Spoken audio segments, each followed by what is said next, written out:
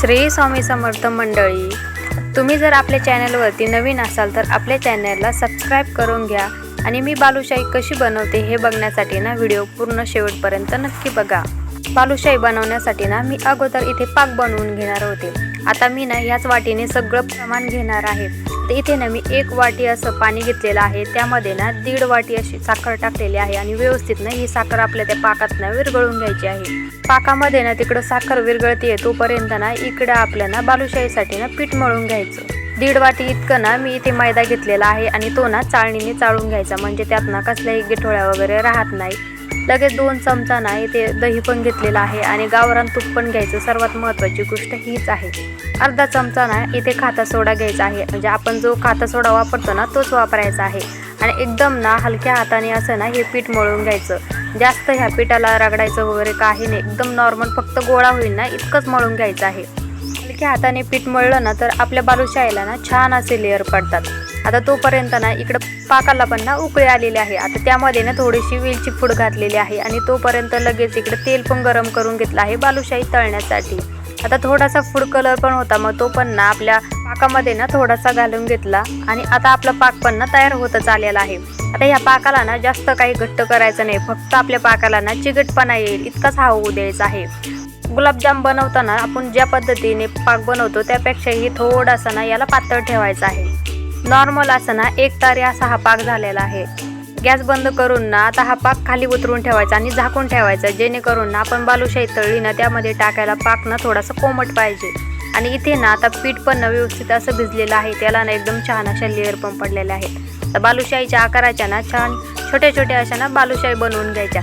बालुशाही ना खूप छोट्या आकाराची बनवली ना तरी पण ना ती तळून खूप मोठी अशी होते, त्यामुळे ना बालुशाही बनवताना एकदम छोट्या आकाराच्याच बनवायच्या। ते आता माझ्या ना बालुशाही आकाराच्या ना बालुशाही भरपूर अशा बनवून झालेल्या आहेत। तर 1.5 वाटी मैद्यामध्येच ना खूप साऱ्या या बालुशाही झालेल्या आहेत। आता तेल गरम झालं ना हे अगोदर चेक करून बघायचं। डायरेक्ट आपली बालुशाही तेलात टाकायची नाही, कारण ना ती व्यवस्थित तळल्या पण जात नाही आणि लगेच ना ती तळून लाल होते आणि आतून ना ती कच्ची तशीच राहते आणि पाक पण व्यवस्थित तिच्यात घुसत नाही। त्यामुळे ना एकदम कमी फ्लेमवरती ना गॅस ठेवायचा आणि तेल पण ना एकदम असं मंद आचेवरती ना ही बालुशाही तळून द्यायची। एक करून ना बालुशाही या तेलामध्ये सोडायची। आता जेवढं तुमचं तेलाचं प्रमाण आहे ना त्यात ही बालुशाही बुडेल नाही इतक्याच ह्या बालुशाही त्यामध्ये टाकायच्या आणि सुरुवातीला 2 मिनिटं अजिबात ह्या बालुशाहीला काहीच हलवायचं नाही। बालुशाही ना आपोआप तळून ना वरती आली की मग ना हलक्या हाताने ना पलटी करून घ्यायचं, कारण बालुशाही तळताना ना हे खूप नाजूक काम असतं बरं का, कारण यामध्ये ना बालुशाही आपली फुटू पण शकते। त्यामुळे ना एकदम नाजूक अशा हाताने हे काम करायचं असतं।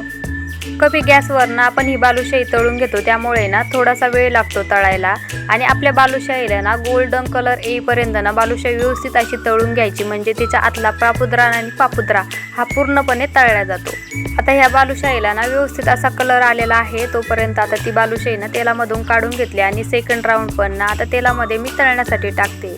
इकडे खरंच बघा तुम्ही आपल्या बालुशाहीला किती छान असे लेअर पडलेले आहे। आता जो पाक बनवला आहे ना तो थोडासा कोमट असला ना की आपली गरम बालुशाही ना त्या पाकामध्ये टाकून घ्यायची, म्हणजे व्यवस्थित अशी ना ती पाक लगेच ओढते।